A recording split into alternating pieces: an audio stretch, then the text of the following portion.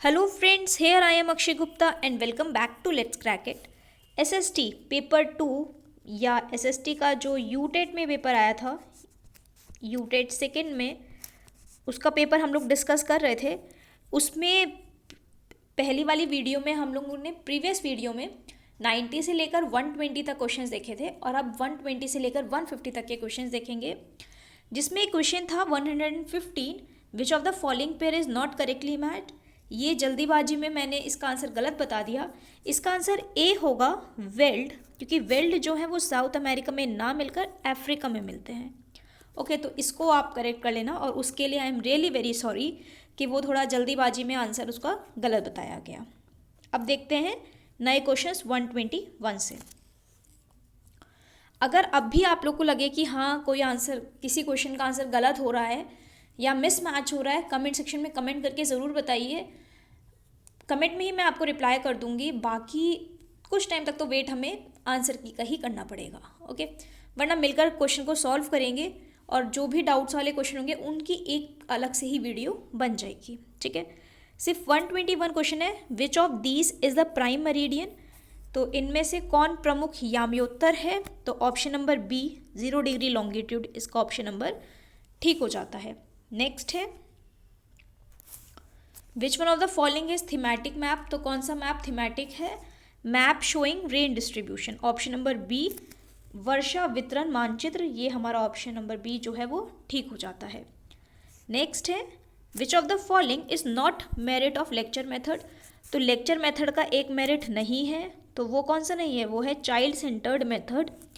क्यों नहीं है? क्योंकि देखो लेक्चर मेथड में टीचर कंटिन्यू बोल रहा है, लेकिन एक टाइम के बाद बच्चे नहीं सुनते या उनके दिमाग के ऊपर से निकलने लगता है, तो वो चाइल्ड सेंटर्ड मेथड नहीं हुआ। उसमें टीचर सेंटर है, टीचर जो बोल रहा है वो ही बच्चे सुन पाएंगे, ओके, या बच्चों को वो ही सुनाई देगा और एक लिमिट के बाद बच्चे खो जाएंगे कहीं और टीचर कंटिन्यू बोलता रहेगा। सॉरी। नेक्स्ट है in which method of social science teaching students move from specific to general, तो किस सोशल साइंस टीच करने में के किस मेथड में हम लोग स्टूडेंट्स जो हैं वो स्पेसिफिक टू जनरल जाते हैं? तो वो होता है option number B deductive method, ठीक है। नेक्स्ट है Herbart approach is associated with, मतलब हर्बर्ट उपागम किससे संबंधित है? तो option number C lesson plan, इसका ऑप्शन नंबर जो होता है वो करेक्ट हो जाता है। नेक्स्ट है in social studies teaching student acquire practical knowledge by, तो सोशल स्टडीज़ की लर्निंग में स्टूडेंट को प्रैक्टिकल नॉलेज कब मिलेगी? जब वो फील्ड ट्रिप पे जाएंगे या जब वो लेबोरेटरी में जाएंगे या लेक्चर मेथड के द्वारा या क्वेश्चन आंसर। देखो भाई लेक्चर और क्वेश्चन आंसर तो अपने आप ही कैंसिल हो जाते हैं, बात आती है फील्ड ट्रिप या लेबोरेटरी की। तो इसमें मैं जाऊंगी ऑप्शन नंबर ए के साथ, फील्ड ट्रिप के साथ। बाकी तो देखते हैं आंसर की में क्या आंसर आता है, क्योंकि फील्ड ट्रिप में इसलिए लूँगी जब बच्चों को हम प्रैक्टिकल नॉलेज दिखाएंगे, ले जाकर दिखाएंगे किसी चीज़ को, तो उनके दिमाग में ज़्यादा अच्छे से वो चीज़ बैठेगी, ओके। नेक्स्ट है social science is related with, तो सोशल साइंस किससे रिलेटेड है? मैन्युफैक्चरिंग ऑफ गुड्स, मतलब माल का निर्माण करना। मीन्स ऑफ लाइवलीहुड, अपना जीवन यापन करने के लिए। सप्लाई एंड कंजप्शन, हम किस चीज़ की सप्लाई कर रहे हैं और किस चीज़ को कंज्यूम कर रहे हैं, या ऑल ऑफ द अबव। तो मेरे हिसाब से इसका ऑप्शन नंबर बी होना चाहिए, मीन्स ऑफ लाइवलीहुड, क्योंकि देखो साइंस, सोशल साइंस में हम लोग कुछ भी बना नहीं रहे हैं, मैन्युफैक्चरिंग ऑफ गुड्स तो नहीं हो रहा है और ना ही सप्लाई हो रही है, कंजप्शन हो रहा है, तो मेरे हिसाब से नहीं होना चाहिए। बाकी देखते हैं। नेक्स्ट है which of the following is not an aim of teaching social studies, मतलब निम्नलिखित में से कौन सामाजिक अध्ययन पढ़ाने का उद्देश्य नहीं है? कभी कभी क्या होता है भाई, देखो इंग्लिश में कोई चीज़ नहीं अगर समझ में आती है तो आप हिंदी की तरफ जा सकते हो। जैसे अगर मैं आपको इसके ऑप्शंस की बात करूँ, गुड सिटीजनशिप हमें समझ आ रही है कि भाई ठीक है, अच्छी नागरिकता सोशल स्टडीज़ पढ़ने से आएगी, बिल्कुल सही बात है। कैरेक्टर बिल्डिंग भी होगी, scoring well, proper use of leisure. अब भाई यहाँ पे जो ये लेजर वर्ड है इसका हमें एग्जैक्टली मतलब नहीं पता है। हिंदी में चलते हैं, अवकाश का उचित उपयोग, नहीं ये नहीं हो सकता, तो इसमें यही एक एम नहीं होगा सोशल साइंस को पढ़ाने में। ओके, चलते हैं आगे। नेक्स्ट है environmental education should be taught in school. EVS या इन्वायरमेंटल एजुकेशन हमें क्यों पढ़ानी चाहिए स्कूल में? क्या वो इन्वायरमेंटल पॉल्यूशन को बढ़ाएगी? नहीं। वो जॉब लाइफ के लिए इम्पॉर्टेंट है, बिल्कुल सही बात है, ऑप्शन नंबर बी ठीक हो जाता है। टीचर्स को जॉब देगा? नहीं। और हम लोग इन्वायरमेंट से एस्केप नहीं कर सकते, ये भी नहीं कोई ऑप्शन है। ओके, नेक्स्ट है one of the most important and effective method of teaching history at elementary level is.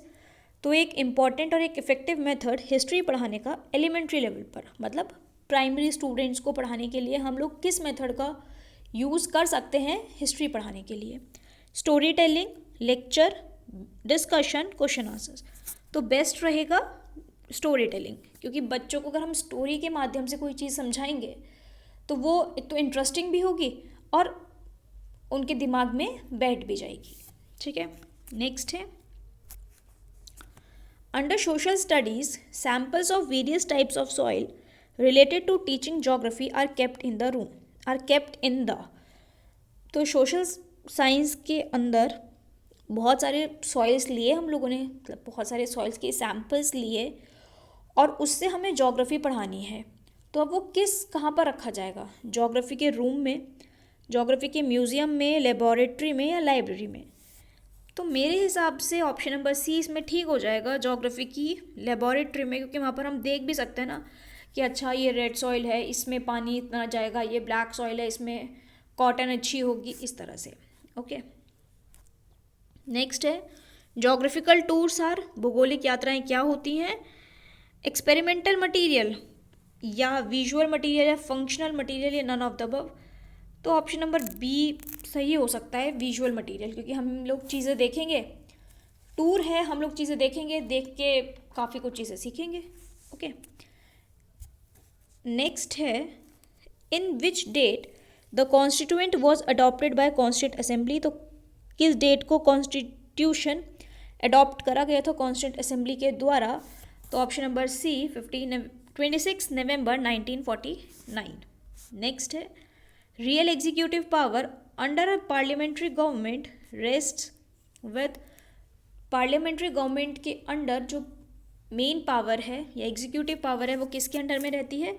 तो वो रहती है council of ministers, option number D जो है वो ठीक हो जाता है। नेक्स्ट है फ्रीडम, जो 6 फ्रीडम्स हैं हमारे, जिसका बोला जाए तो स्वतंत्रताएं, वो किस आर्टिकल में है? आर्टिकल 19, ऑप्शन नंबर बी जो है वो ठीक हो जाता है। नेक्स्ट है which one of the following authorities is authorised by the constitution to impose reasonable restrictions on fundamental rights? Which of the following authorities is authorized by the constitution to impose reasonable restrictions on fundamental rights? मतलब क्या हुआ, कौन constitution के हिसाब से किसको authority मिलती है, किसको अधिकार मिलता है कि वो फंडामेंटल राइट्स पर कुछ रिस्ट्रिक्शंस लगा सके? तो ऑप्शन नंबर सी पार्लियामेंट हमारा इसमें बिल्कुल ठीक हो जाता है। नेक्स्ट है according to constitution of India the upper house of state legislature can be created और एबॉलिश्ड बाय।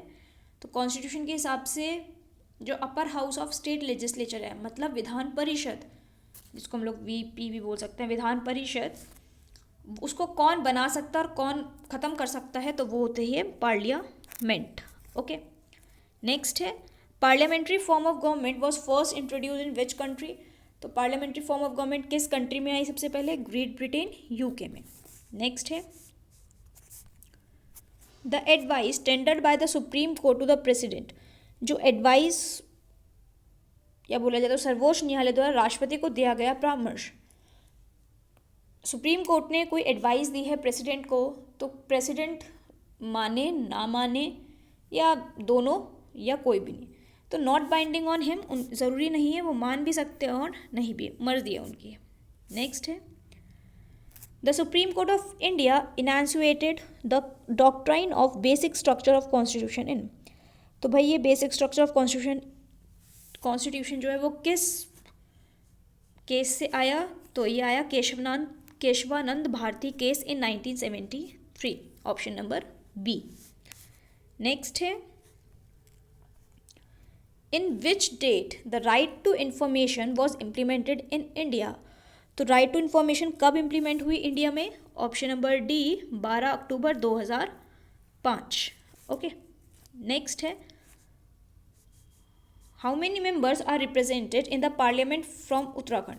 तो उत्तराखंड के कितने मेंबर्स पार्लियामेंट में हैं? Option number B 5। Which of the following article of the constitution of India is associated with knew all India services.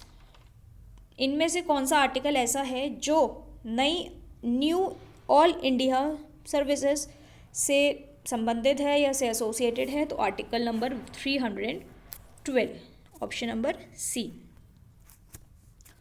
Next है how many members of Anglo Indian community is और are nominated by the governor of Uttarakhand in the state legislative assembly.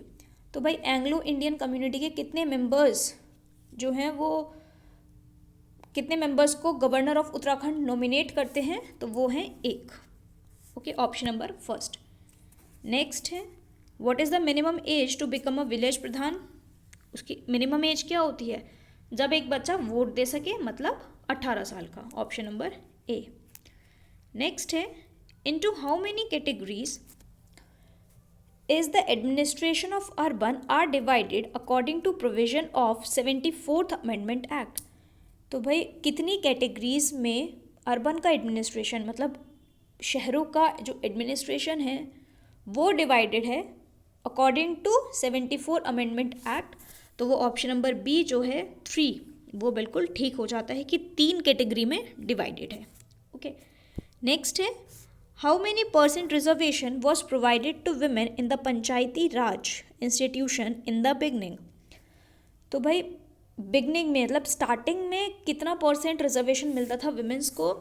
वो मिलता था 33, option number B. लेकिन अब बोला जाए तो 2021 में मिल रहा है 50%। ओके, तो हम लोग बोलेंगे कि क्योंकि यहाँ पर बिगनिंग लिखा हुआ था प्रारंभ में, इस वजह से ऑप्शन नंबर बी जो होता है 33 वो बिल्कुल ठीक हो जाता है। How many items are there in the 12th schedule of constitution of India. तो भारत के संविधान की 12वीं अनुसूची में कितने विषय हैं? ऑप्शन नंबर ए 18 विषय हैं। ओके, नेक्स्ट है which of the following is not a main teaching method of social studies या सोशल साइंसेज। तो इनमें से कौन सा मेथड, किस मेथड से हम नहीं पढ़ा सकते सोशल स्टडीज़ को? लेक्चर से, लेबोरेटरी से, होम से, प्रोजेक्ट से? तो मेरे हिसाब से इसमें देखो लेक्चर मेथड से हम पढ़ा सकते हैं, लेबोरेटरी से नहीं पढ़ा सकते होंगे क्योंकि लेबोरेटरी में हम क्या करेंगे ले जाकर बच्चों को, है ना। नेक्स्ट है which of the instruction material is employed in the social studies. तो सोशल स्टडीज़ में कौन सा इंस्ट्रक्शन मटीरियल होना चाहिए क्लास में? ब्लैक बोर्ड, बिल्कुल, बुलेटिन बोर्ड, फ्लैनल बोर्ड, तो ये सारे ही होने चाहिए। ऑप्शन नंबर डी जो है वो बिल्कुल ठीक हो जाता है। तो ये हो गई हमारी सोशल स्टडीज़ के सारे क्वेश्चंस कंप्लीट। ये सेट ए था, बाकी आप अपने सेट के हिसाब से देखिए। इसमें हो सकता है 1-2 क्वेश्चंस में थोड़ा सा कन्फ्यूजन हो, बाकी आप कमेंट सेक्शन में कमेंट करके बताइए कि इस क्वेश्चन में शायद ये आंसर होना चाहिए हमारे हिसाब से, तब एक बार चेक कर लिया जाएगा कि कौन सा आंसर होना चाहिए, मोस्ट अप्रोप्रिएट क्या होगा, और फिर उसी की एक वीडियो बना देंगे। Okay, so thank you guys, keep supporting guys. बहुत मेहनत लग रही है वीडियोस को बनाने में, सो हौसला बनाए रखें मेरा भी और अपना भी। तो वीडियो को लाइक करके चैनल को सब्सक्राइब करना ना भूलें। Thank you guys, keep supporting.